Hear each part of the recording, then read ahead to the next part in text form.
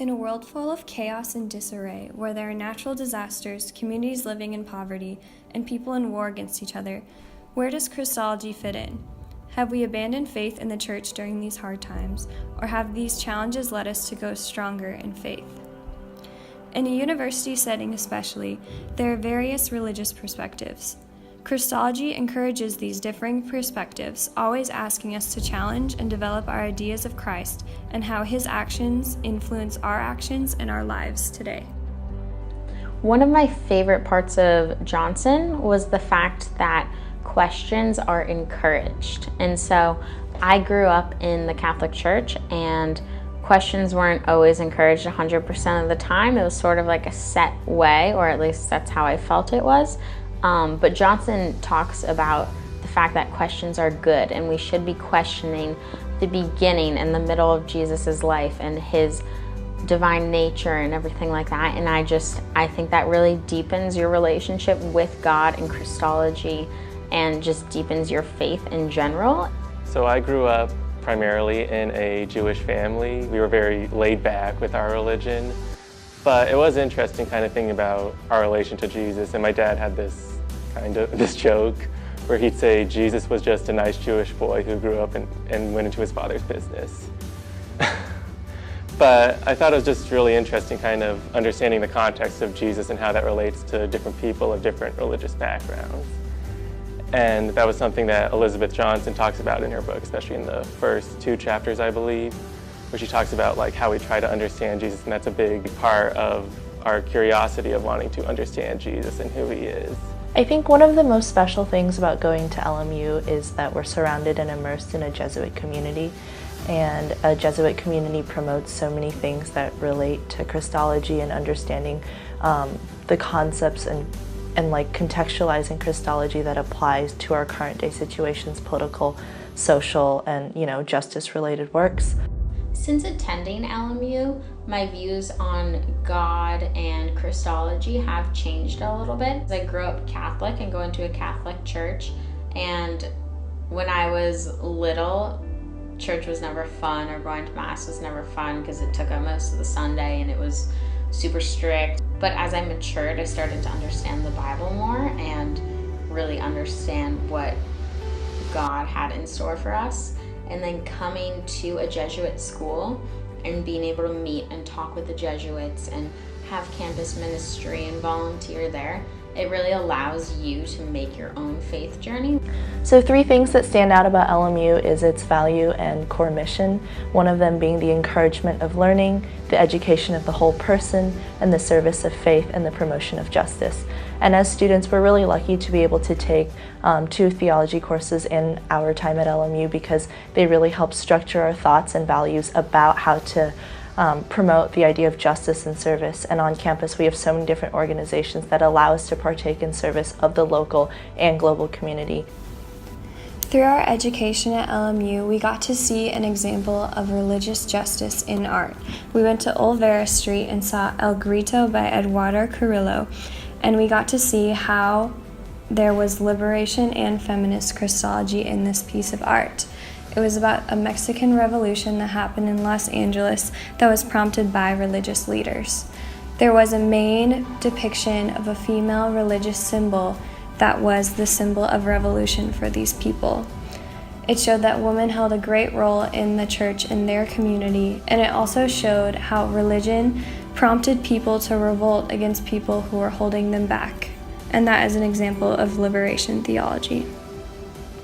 After engaging in the art that we've been learning about in class, one of our biggest insights was that it's really important to see images of Christ that relate and inspire us today, because as our world keeps changing, we need to keep changing Christology and changing our perspectives and keep developing new ideas of Christology. And one artist that we knew did a really good job of that was Harmonia Gonzalez, because she did the piece The Creation of God, and in it applies a way for women of color and mothers to relate to Christ in a new and contemporary way.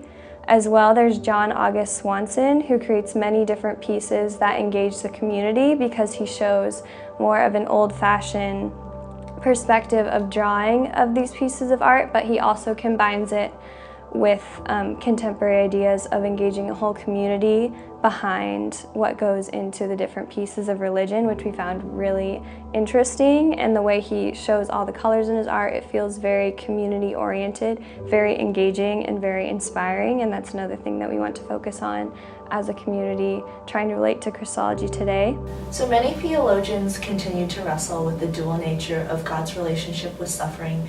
So is God truly intimately involved with every human or every creature's suffering, or is God just helping sustain our existence and the power of life? I was able to answer some of these questions and insights I had about this dual nature of God's relationship with suffering through engaging with the art Christ of St. John of the Cross, painted by Salvador Dali, and he just had such a cosmic view that we were able to view Jesus from above in a godly view rather than just the regular human perspective where we would have to look at Jesus on the cross like from a low perspective. I found it particularly compelling when we looked at the painting in class by Marc Chagall, The White Crucifixion, he made in 1938. I thought that was a really unique perspective on Jesus, the Jewish perspective, and seeing how that can relate to Jewish suffering in modern day, and especially when he made the painting in the 1930s. So I think that the way you view Jesus actually says a lot about yourself. So one thing that I thought was interesting when we were studying all these different types of Christology, so we have feminist Christology, justice Christology, and liberation Christology, is that these things are necessary because everybody's view of Jesus is different because everyone looks at the world differently. One thing that I thought was really interesting was the way Elizabeth Johnson talks about feminist Christology and her idea that the norm is the adult male, but I actually think that the norm is the adult white male. Johnson's terms of reformist or revolutionary feminist Christology, and where do I see myself within that?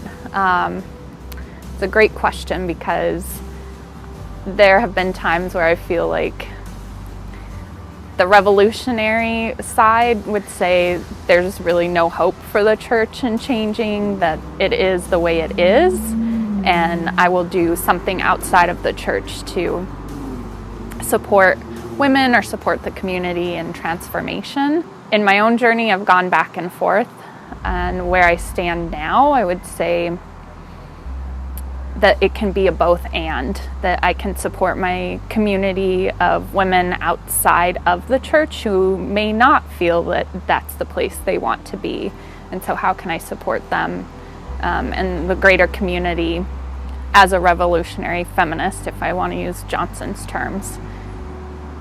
At the same time, I also see women who are really, and people who are very dedicated to staying within the church and finding transformation there. And I still see underneath all of the things that are happening that Jesus' message is the gospel's message, and Jesus asks all of us to live according to how he lived and what he did. I think Christology is really important, especially at LMU here, because it creates a basis and a center of community for your purpose and what you're doing. One thing I think is important for us to ask ourselves in our world today is, where is Christ in all of the craziness that's going on in our world? So especially for women, people of color, immigrants, it can be hard to see where the justice is. So I think that's why it's really important for us to have feminist Christology, justice Christology, and liberation Christology.